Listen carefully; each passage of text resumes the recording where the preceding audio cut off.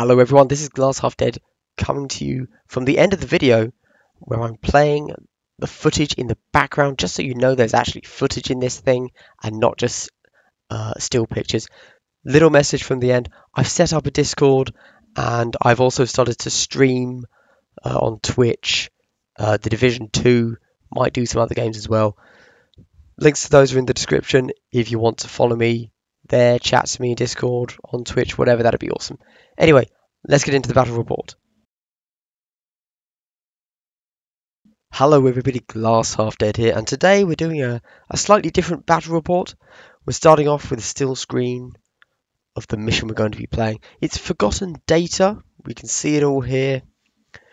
Effectively, there are two objectives either side, as there normally are. And if you manage to hold one for the entire game, then you get an extra 3 victory points at the end of that game. And that's about all there is to it, really. First up, we have the Grey Knights. They have taken attrition, bounty hunters, and death from afar. On the left, we have, in the yellow cloaks, we have a combat. On the right, in the red cloaks, we have a zealot. And the incinerator there is a veteran. The guy in the middle is a justicar. Forget the fact that he has a stave. His two floaty swords are falchions. Everyone without an incinerator has falchions. You may be questioning death from afar. That's because purely of the incinerator. It only has an 8-inch range, which means anything over 4 inches will give me a VP. That will be a lot of Overwatch. We'll get from you death from afar with that. Then we have Tyranids with domination, scout the field of bounty hunters. The Gene Stealer with a acid maw is combat. The Gene Stealer with flesh hooks is a zealot.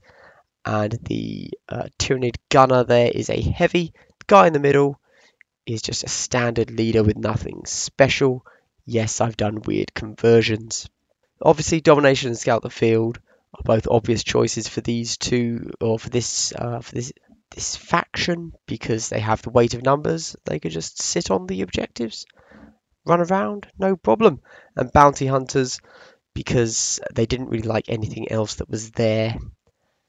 Yeah, I realise that's not the best answer, but that's the way it goes.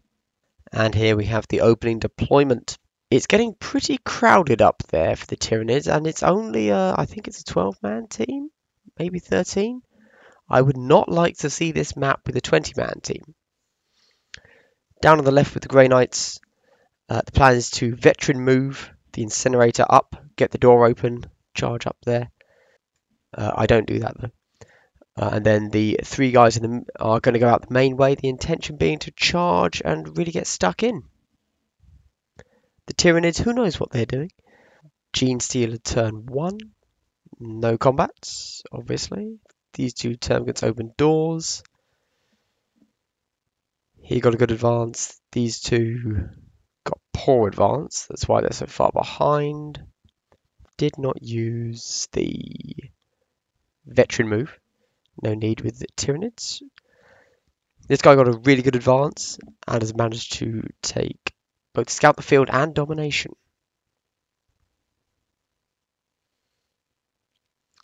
Those guys are staying together. Just holding objective 4, really. And the Grey Knight's movement, as you see, didn't do much here. This guy got a great advance, however, you can't open a door after an advanced move. He opened a door, he opened a door. I debated whether to try and get this objective or make a charge to try and stop them from getting the point. Ultimately, they're getting 2 victory points from there, so I went for a charge. And I failed it. So great. And he's just capturing a sure objective instead of going for a potentially missed objective. My zealot was just able to see this Hormigant, and it took a psychic phase and a shooting phase to kill it, but it did eventually die. Lost a command point, spending rerolls for the mortal wound. is dead. VP at the end of turn 1. 2 for Grey Knights, 1 from attrition and 1 from the board. Tyranids have ended up with 4 because they hold 2 objectives. They hold 1, 2, plus more than me, more than Grey Knights, and they get domination, as that guy is still within 3 inches of the centre of the board. And a bounty hunter token is put in place of a dead model. Grey Knights get the first turn, not the first turn, they get the move for turn 2. Initiative, that's the word. My thoughts up here are that I'm scared, that's not what I wanted. And I'm about to have a Venom Cannon open up on here, which is also not what I wanted. This Hormigant charged, as there was no other option really, if I wanted to continue getting domination. This went very poorly. The Hormigant charged, and although the Grey Knight managed to get 3 hits, it's only damaged 1 weapon. And even though I re-rolled, CP re-rolled the wound, it still got a flesh wound. Charged in the second turn because why not, and just moved the other 2 up, and those 2 advanced from the deployment room. And these guys are ready to destroy the Justicar because I forgot that I was going to open a door with the Venom Cannon. Shooting phase. This is exactly the reason I'm a questionable commander. So, I lost my leader and my zealot. That was frustrating. Again, just goes to show how an elite army can get taken out by bad rolls. In the strike phase, we've got a flesh wound on this guy, and we managed to get 1 wound in the shooting phase on the Tyranid warrior. Venom Cannon killed the leader. This little son of a gun killed my zealot. And over here, nothing happened. Okay, on to turn 3. After I figure out how many points everyone got.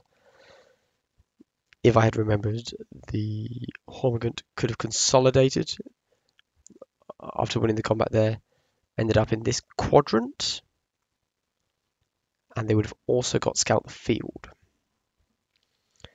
Greylight's got 1 point for the board. Tyranid's got 3 points for the board, same as last time, 1, 2, plus holding more than me. And they got domination, because that guy's uncontested in the middle. The Gene Stealer was killed in the psychic phase there, on the charge. But after that, there was nothing happening in any of the shooting phases. Or actually, the leader took a wound. That's it. Yeah. Very uneventful. Grey Knights got 1 from attrition. Gene Stealers, 3 from the board. And they've maxed out domination. And they picked up Bounty Hunter. However, to pick up Bounty Hunter, they couldn't quite get that Hormigant fully into that side of the board. And so they still do not get Scout the Field. Gene Stealer failed to charge. Normal guy counter-charged. Got in, obviously. Nothing happening there. However, Psychic roll was only a 3 and I had no CP to reroll, or didn't reroll, because why bother? And absolutely nothing happened in the final round at all. Yeah, literally nothing. Nothing there, and the game ends. 8 VP for the GK, sorry. To 18 VP for the Tyranids. Yeah. This was incredibly effective, and actually it wouldn't matter if I was Grey Knights or anything else. Blocking doors is amazing. And that is obviously a tactic to be used. Block doors, seriously. That one guy, Hog out of the game because he got a total of 4 or 5 VP just for being there on his own. Scout the field and domination.